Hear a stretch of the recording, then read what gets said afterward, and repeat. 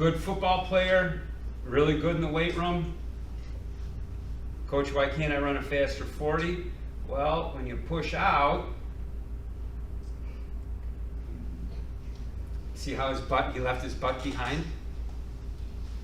That's his center of mass. So his butt actually traveled 6 inches by the time his first foot hits the ground. I don't care who he's racing against, he is now lost. He's got jacked arms though, look at that. His whole body's behind. It takes too long to gather everything to push forward. His butt's still behind. Here's a good one, a comparison between good and bad. My kid's in the near lane, the comparison guy is next to him. This is when I was at Montini High School. I know you guys don't know what that is here, but. So for a while, I went to a small Catholic high school that had no facilities, just to see if I could win there, to see if I could make something happen with nothing. No indoor track, no weight room, no nothing. Because it made me a better coach. So instantly, watch Mitch's body move forward, and already he's in a bad position because his spine is behind his hips.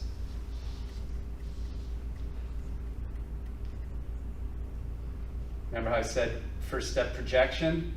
The race is over right now. I mean, he was 3-time All-State 100-meter dasher. He's a 10.5 kid. I'd get him to 10.5.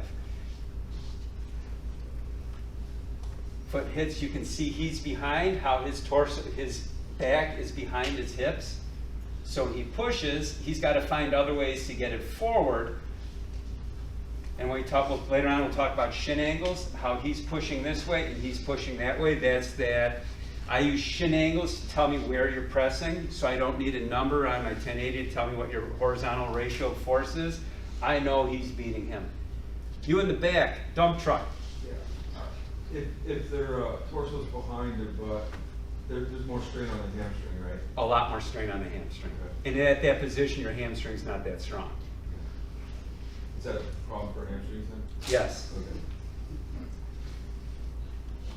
You can see how far his butt is behind where he's pushing. Mitch has got his body out in front, the other kid doesn't. Mitch is pressing forward, the other kid isn't. That's getting your body out in front.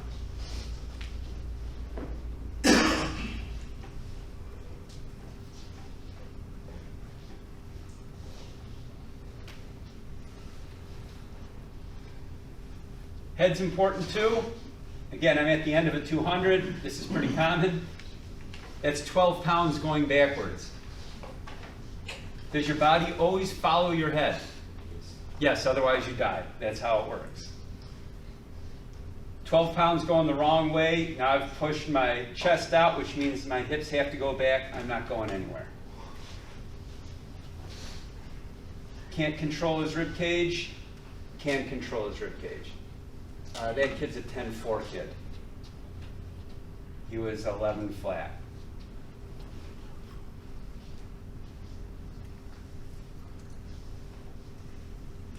Weight's behind, it's behind. I'm rotating. I'm only getting half my weight forward. So again, and even at the state finals, in the 100-meter dash, some people are still losing it. They get nervous at the end. Oh my God, I've worked so hard to be champion. What's happening here? I gotta try harder, and you lose it. What does it look like in movement? He has lost it here in a broad jump. See how he's lost his upper body? So he is going to thrust forward, and half my body is going backwards. And this guy, see how he has thrust, everything stayed in one piece? So this ability to control your rib cage is key to moving well.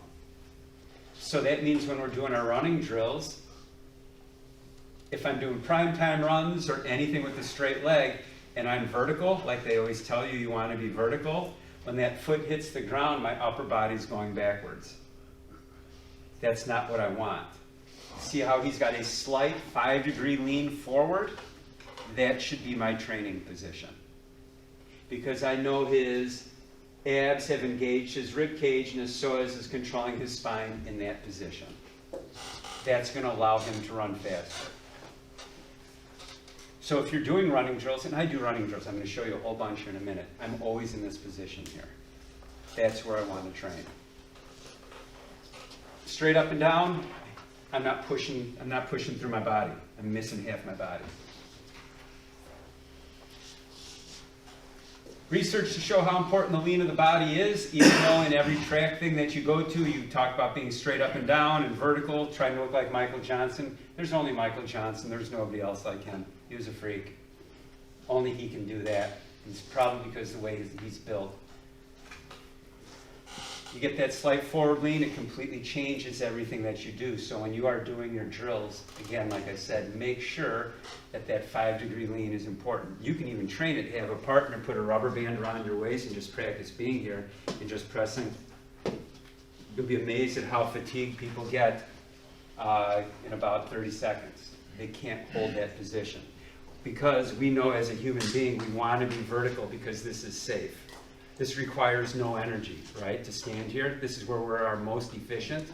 But all of a sudden, I lean forward here.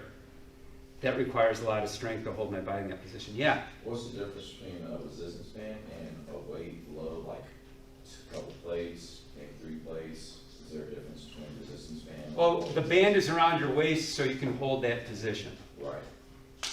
That's all it is. It's a cue that you know I'm in front of the band. And then you're going to keep this nice and tight here. So the band is just a tool, a cue.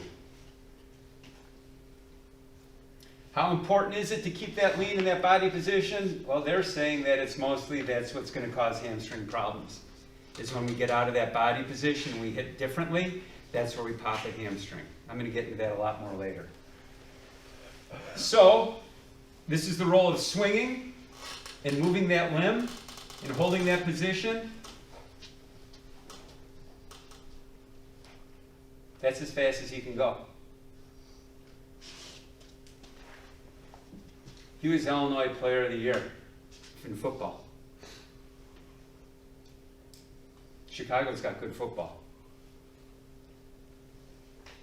That's it. Look at how he's all over the place. I can pick on him too. I played in college with his dad, so that gives me a little more leeway with beating up on him.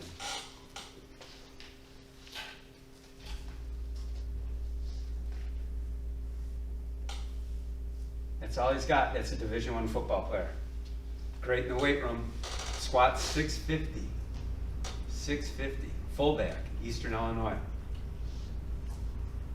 Can he run fast if that's all he's got? That's it. Hurdle drills. What's wrong with how he's doing this? Chest position. Yeah, that's right, he's bobbing. He's getting good at not keeping rigidity in his spine by bringing up a leg. He goes like this. 90% of your kids do this. Because they're good kids, they want to do the drill right, they're pleasers, they're going to do the best they can, so they think the knee is coming up further if I bring my vision down to that knee. But he can't control his spine when he does this. I put a Lila Exogen vest on him so he could, I put weights in different parts so he can actually feel the momentum of the weight bringing him forward as a cue to try to straighten out.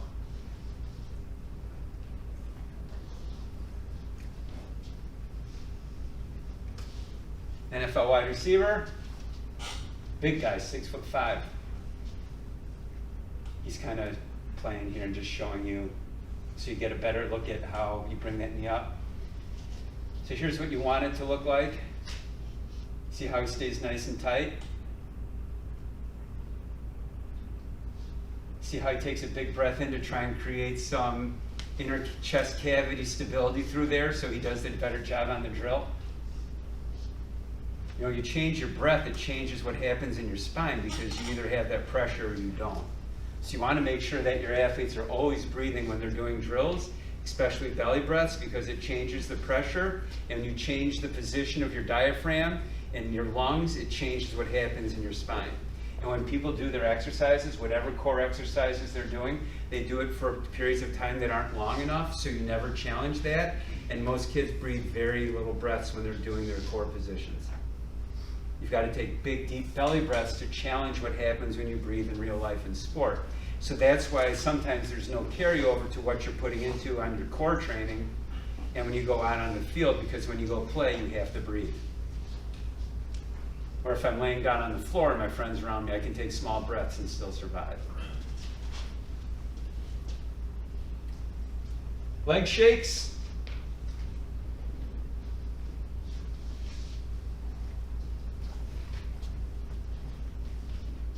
I use the bar to hold your chest in position, your torso in position, and this is more about turning on and off your hamstring and quad when you're lifting and bringing it back down. You want to do that for time. When I say time, guys, we're looking at 30 to 40 seconds. I think most people don't do their drills long enough. They do it for 20 to 30 yards, but when you sprint, it's longer than that. You need to do your drills for 50, 60, 70, 100 yards. Because we want to be good at the end of our race or when we're tired, right? I mean, isn't that what every coach that comes in and says? We're shit in the fourth quarter, we're going to condition them like you've never seen before. We're going to see what they had for breakfast, lunch, and dinner from the night before.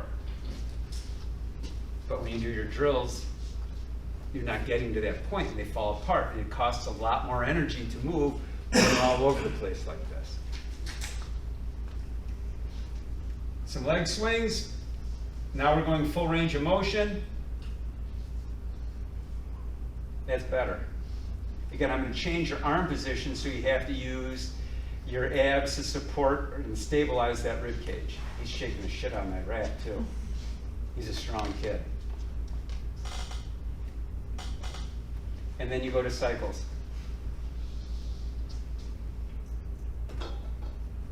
That's what we do when we sprint, right? So if we're doing an exercise, we need to do that for a long period of time, because that's really what sprinting is, how well you can cycle that through.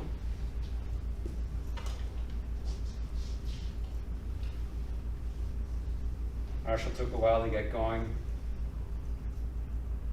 Marshall runs at Louisiana Tech now. He ran 10.4 this year. Ran a 6.67.60. Yeah, that's pretty good.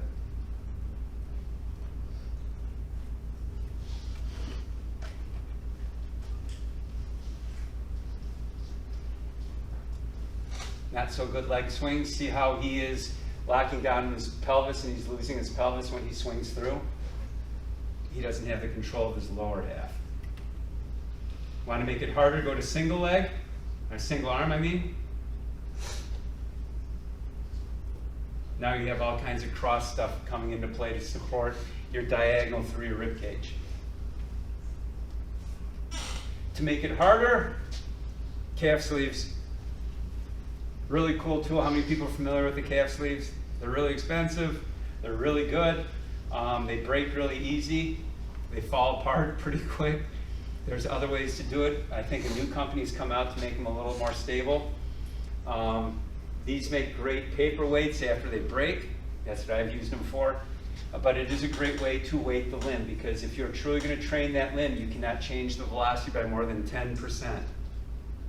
So when you put 200 grams on that shank, when you go to cycle that through, it's actually about 25 pounds if you take into account the angular velocity involved. Become one of my favorites, tying a plank. So he comes up, but where he is pushing from is this rib cage right here. So it's an ab exercise, it's not a hip exercise. Then you're going to bring that leg up and try to hold it, and you've got to belly breathe when you're going to do that. Be careful. Don't go on a table like I did, because the first time someone takes a belly breath when they're up there, they fall. Because it's changed the pressure, their chest pressure. Anyone know how many heads you have to that oblique on the side through that rib cage? I just gave it away. Don't look at my fingers. We got 3. Maybe a half of another one. So you need to make sure you do your leg planks with your knee out in front. And you need to make sure you do your side planks with the leg behind. We all do them with our legs right on top of each other, right? And that's all we got. So we're really good at one plane. But when we sprint, that's only a small part of time. We spend more time here and here. So we need to make sure that this rib cage can control that hip in this triangular fashion. And we'll hold those for 40 seconds. When you can get 40 to 50 seconds, then we'll go run. But if you can't make it to that time, you're not sprinting yet. You have to hit certain markers before we let you sprint. Because I don't want to put a bad thing out there. I know this stuff, and I want to make sure this is good before I let you go. Recline sit up. A lot of people drive through their neck and they push like this. How many people know this kid? I got good ones, don't I? People drive with their neck. They push their head forward. They create stability. They don't have the ab strength to hold things in place, so they just use momentum and stick their head out. How do we get rid of that? Well, I'm going to tuck your feet underneath here. Let me go to the next slide here and show you how Thomas do it. He's going to hold that position. He is pressing his heart forward because I'm trying to get my mass in front of my hips. So now I'm developing that upper ab strength that can hold my rib cage in place. So this stabilizes when I run, so I don't have to go like this. Because once I lean that head forward, butt back, all of a sudden I haven't got a whole lot of momentum going forward. So your neck becomes your abs. Most people don't have the upper ab strength to hold this. Then you go Superman. How do you turn off your neck? Shake your head no. You can't hold in place if you're shaking your head no. You have to use your abs. Get a 5-pound plate, spin it around your head, do whatever you want, water bag, water ball, whatever you got laying around. Hold that for time. Develop endurance. If you're going to do some military presses, again, if you're going to press off the floor, it takes an incredible amount of ab strength to hold your body in position when you push up. So keep your military presses. Do a set standing, then do a set sitting down. You're still doing shoulder work, right? But now I'm asking my abs to help with my shoulders because now I'm working an entire system rather than bodybuilding a body part.